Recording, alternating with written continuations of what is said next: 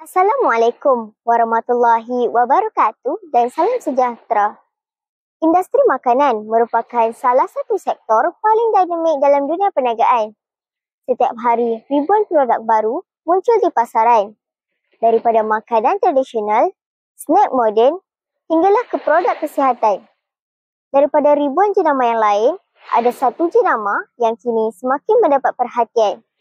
Bersama saya, Nur Iman Humaira, dari Scuba TV PSS dalam menelusuri kisah siapakah di sebalik tercetusnya jenama Hakak Maneh. Seperti kebanyakan kisah kejayaan, perjalanan Hakak Maneh tidak bermula dengan mudah. Ia lahir daripada tekad dan semangat seorang wanita yang ingin mengubah nasib keluarga, menjadikan setiap langkah kecil sebagai permulaan kepada kejayaan yang lebih besar. Dengan bermodalkan tenaga dan kreativiti, produk Hakak Maneh mula diperkenalkan kepada pelanggan setempat. Sambutan awal yang menggalakkan menjadi titik tolak untuk terus melangkah lebih jauh. Hari ini, Hakak Maneh bukan lagi sekadar jenama kecil. Ia telah berkembang, memperluas rangkaian produk serta berjaya menembusi pasaran lebih luas dengan identiti tersendiri. Baiklah penonton, hari ini kita akan bersama dengan pengasas jenama Hakak Maneh, iaitu Puan Balkis binti Muhammad Soeb. Jom kita dengarkan sendiri kisah kejayaan beliau. Puan Balkis Muhammad Soeb, seorang wanita yang tabah, berdikari dan tidak pernah takut mencuba. Sebelum bergelar usahawan, beliau merupakan seorang penjawat awam.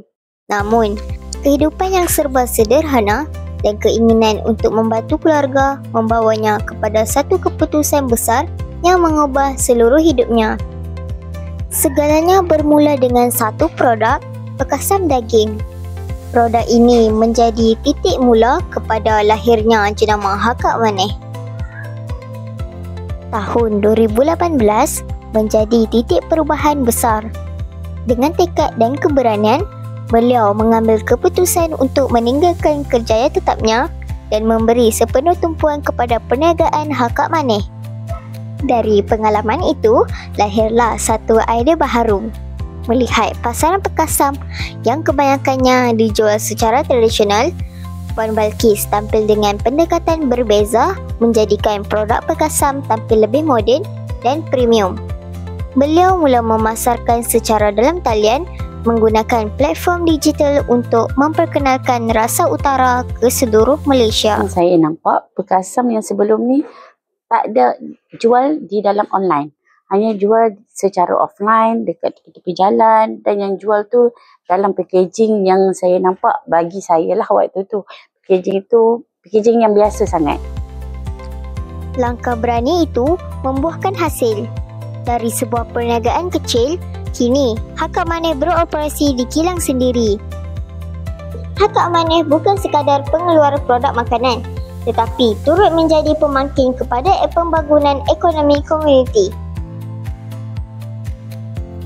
Satunya, kita dapat menyumbang kepada sekolah-sekolah, kita dapat membantu menaik taraf ekonomi penduduk setempat, kita dapat juga meningkatkan orang cakap kualiti kerja budak-budak dekat sini, daripada dia orang tak tahu apa-apa and then kita gila sampailah dia dapat menjadi orang cakap the better person.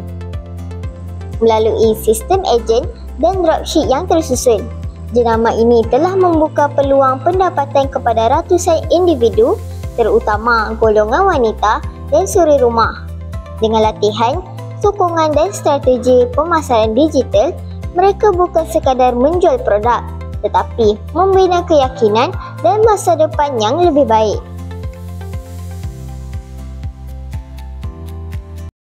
Kepercayaan pelanggan akhirnya diiktiraf melalui pelbagai anugerah dan penghargaan. Semua ini membuktikan bahawa usaha kecil boleh membawa kepada kejayaan yang besar. Kisah Hakak Maneh membuktikan dengan keberanian untuk bermula dari kecil, akhirnya boleh melangkah lebih jauh. Kini, Hakak Maneh menjadi jenama yang dibanggakan